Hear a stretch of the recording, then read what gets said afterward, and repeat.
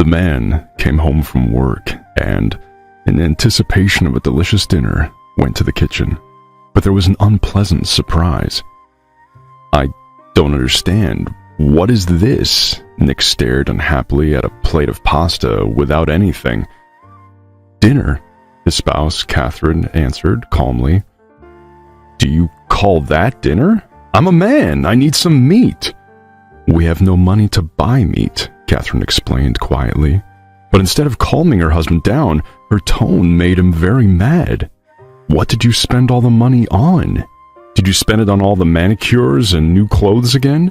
I gave you my paycheck not long ago."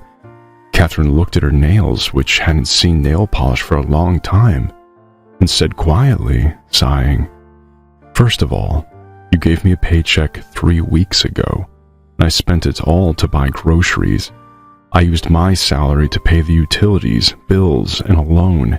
I didn't buy any clothes." "Oh, really? You didn't?" "Catherine, I'm not an idiot." Catherine started to eat silently. She was sick and tired of her husband's constant quarrels and discontent. This constant lack of money and her husband's unwillingness to find a better-paying job was exhausting her. "To make more money, I have to work harder," he yelled. "I'm not a dray horse to work from dawn till dusk.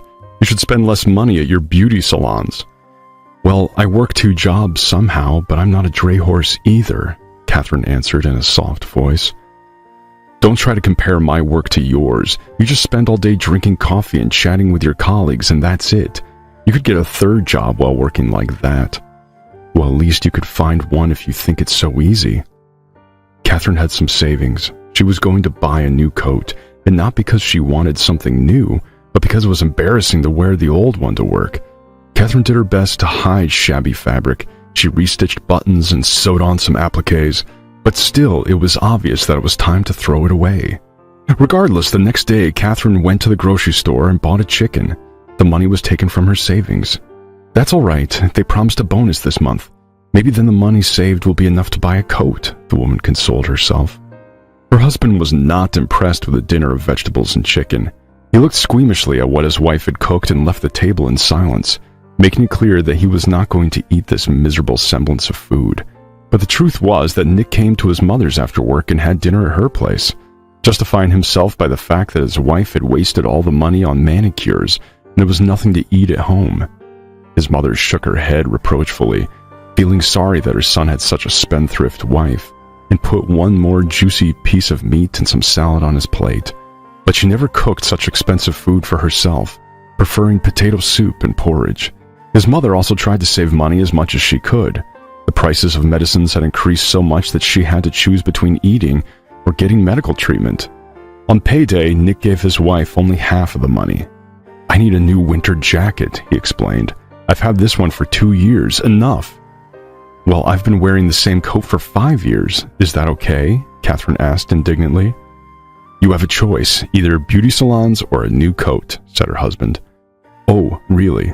And who's going to pay the loan, the utilities, and all the other bills? Who do you think pays for that? Paying the utilities is a mere penny." "Seriously? Why don't you take a look at the receipts?" "That's the last thing I need. I'm not a woman to worry about receipts." Catherine burst into tears. She knew she was never going to get a new coat, but her husband didn't even pay attention to her tears and quietly walked off to the room. "Stop being so hysterical. Just go and heat up my dinner," he shouted from there. The next day, Catherine was absent-minded at work. After lunch, her boss, Mr. Donegan, called her to his office. "Catherine, I don't understand. What's wrong? You seem distracted today. Is there any problem?" "No," the woman muttered quietly. The tears flowed treacherously from her eyes. "Okay, let's calm down." Mr. Donegan gave her a glass of water, waited for her to take a few sips, and commanded, "Tell me." And the woman told her everything that was going on in her family. She could no longer keep quiet about it, nor could she try to show others that everything was fine. "Do you and your husband have children?" the boss asked after listening to her story. "No, I'm afraid to take that step." "That's good. Children from such a husband is not a good idea." Mr. Donegan stroked Catherine's hand, who was staring at him frightened. "I mean, I could help you, and if you had kids, it would be much more difficult. You know that our factory has a dormitory. It's not luxurious, but the living conditions are quite comfortable. One of our workers got married and moved in with her husband. Her room is vacant now. I'll provide you with a letter of referral, but please don't take too long to make your decision. There are others who need accommodation." "Thank you, Mr. Donegan, but you shouldn't—" Catherine wiped away her tears. "Don't say no right away. Think it over. You have a week." The boss looked at the woman carefully and added, "Now go back to work, and don't worry so much." Nick didn't talk to his wife. He didn't even eat dinner, but went to his mother's house after work. Catherine tried to make peace with him and even spent the rest of her savings to buy fresh steaks, but Nick defiantly walked past the kitchen. But at night, while his wife slept, he snuck into the kitchen and ate all the steaks. Catherine noticed that, but she didn't say anything, hoping her husband would be willing to reconcile after that. Just before the lunch break, Mr. Donegan ran into the office where Catherine and the other women were working. "Girls, I need your help. We need to take samples of our products to potential customers right now." The women looked at each other. No one wanted to go anywhere. Everyone made up some non-existent urgent work and pretended to be busy. Catherine decided to help out her boss. "Mr. Donegan, I can do that." She got up from her desk. The customers liked the samples. They looked at them with enthusiasm and promised to place a big order. But what embarrassed Catherine the most was one of the customers, who complimented not only the products but mostly Catherine herself. He even walked her to the exit of the building. "Catherine, can we see each other again?" he asked and quickly added, "On business matters." "Come visit our factory," Catherine smiled. Her mood lifted, and she walked leisurely toward the bus stop. Suddenly she saw her husband, Nick. He was entering some building with another man. Catherine cautiously walked over and looked at the sign. It was a restaurant. Through the huge window, she could see her husband enjoying the food the waiter brought. The woman decided to find out where her husband got the money to eat at the restaurant. She entered the restaurant and made her way to the table where her husband was sitting. To avoid a needless fight, the woman decided to overhear what they were talking about. Maybe this man was paying for lunch as a thank you for something. The tables were separated by partitions, and Catherine hid behind one of them. "The ribs are fantastic today," pronounced the stranger. "Yes, but the salad isn't that good. Not enough dressing and salt," Nick replied. "I think the salad is brilliant. You've just become too spoiled," laughed the man. "I guess you've forgotten what your wife cooks you for dinner." "I don't eat dinner at home anymore," Nick stated boastfully. "Really? Are you going to the restaurant for dinner too?" "No, I go to my mother's in the evening. She knows how to feed a man. I can't afford to go to a restaurant twice a day." "Doesn't Catherine wonder why you bring her so little money?" "She thinks my salary is the same as it was 2 years ago. There's no need for her to know how much I earn. Soon I'll not even give her any money at all. After all, she lives in my apartment. I don't have to give her my money." "What if she leaves you?" "Who needs her? She's stopped taking care of herself lately. Now she doesn't look pretty and attractive." Listening to this, Catherine wanted to run up and kick her husband. She was denying herself everything because of this man, and he dared to talk about her that way. Catherine wiped away the tears, came out of her hiding place, and slowly approached her husband's table. He had already noticed her and was looking at her with shock. She was the last person he expected to meet in an expensive restaurant. "You are wrong, Nick. I'm going to leave you, and I'm going to file for divorce," Catherine said firmly, looking at her shocked husband. "Oh, please stop it, Catherine. Don't embarrass yourself and get out of here." Nick quickly came to his senses. "See?" Nick turned to his companion. "That's what I told you. Not only does she look bad and can't cook, but she's also hysterical. I'm sick of her tantrums," Nick finished, looking at Catherine. "Do you have any idea why I look so bad?" Catherine looked around at the restaurant customers who were watching the unfolding scene with interest. "Because he spends all his salary only on himself. And I, working 2 jobs, spend my entire salary to pay the utilities, the loan, all the bills, and to buy food for both of us. But that's not all. He also eats at the expense of his retired mother, and does not think that she has a small pension, and if she feeds her son, she will die of hunger.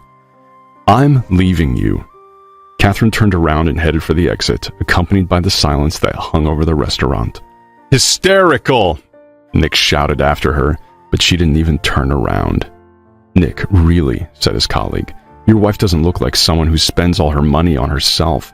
And it's not good to eat off your elderly mother either. You don't pay for her dinners, and you don't buy her groceries, do you? You spend all your money on restaurants and new clothes. You're cheating on your wife, too." "Do you believe her?" Nick started making excuses. "I'm not stupid, Nick. I can see that everything she said is true. I'm sorry, but it disgusts me to sit at the same table with you. I should go, too." The man threw some banknotes on the table and walked out of the restaurant. "You're going to regret this," Nick thought furiously. He impatiently waited until the end of the day and rushed home. Catherine!" He shouted from the threshold into the apartment, but no one came out. Nick, without taking his shoes off, walked into the living room, then into the bedroom. Catherine was nowhere to be found. With the hunch that something was wrong, he opened the wardrobe. His wife's belongings were also gone. He rushed into the kitchen. No one was there. Only the keys to the apartment were on the kitchen table. "All right, let's see how long you can survive without me. You'll come crawling back," the disgruntled husband thought. Catherine looked in the mirror, enjoying her new clothes. Since she had left her husband, she suddenly had some spare money that she had been saving. So today, putting a part of her salary into the box again, she realized that there was a good stack of banknotes. Catherine counted the money and sat down on the bed, surprised. A new coat became a reality, and the new boots were a nice bonus. "So? Surprised? You look like you don't know where you got that money," laughed her roommate Jillian. "Oh, this is so unusual. I can't get used to the fact that now I have enough money for everything I need," Catherine whispered. "There's nothing unusual about that. We don't pay money for the dormitory. We don't pay any loan now. You need to buy food for yourself only, and you don't eat much. That's why you can save up enough money. Even one salary would be enough for you to support yourself. But you also work 2 jobs, so there's nothing to be surprised about." Catherine went to the mall with Jillian and finally bought a new coat and boots. Then they went to the cafe to celebrate their purchases. "Is Stephen coming today?" Jillian asked slyly, eating ice cream. Stephen was the same customer who had showered Catherine with compliments when she brought them the samples. He began courting Catherine as soon as she moved into the dormitory. At first, she ignored him, but soon, under Jillian's pressure, her heart melted. "Let him prove that not all men are the same as your Nick," her friend persuaded Catherine. And so tonight they were to have their 3rd date. Usually they walked somewhere in the park, since Catherine was still embarrassed to wear new clothes. But today she was ready to accept his invitation to go to a restaurant.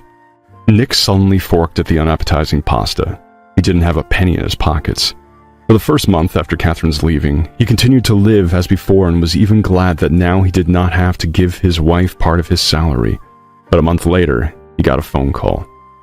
"You have a loan payment delay. We have assessed penalties and expect you to pay soon," the bank called. Nick was outraged. How so? Why is Catherine not paying off the loan? He called his wife to scold her, but Catherine's answers shocked him.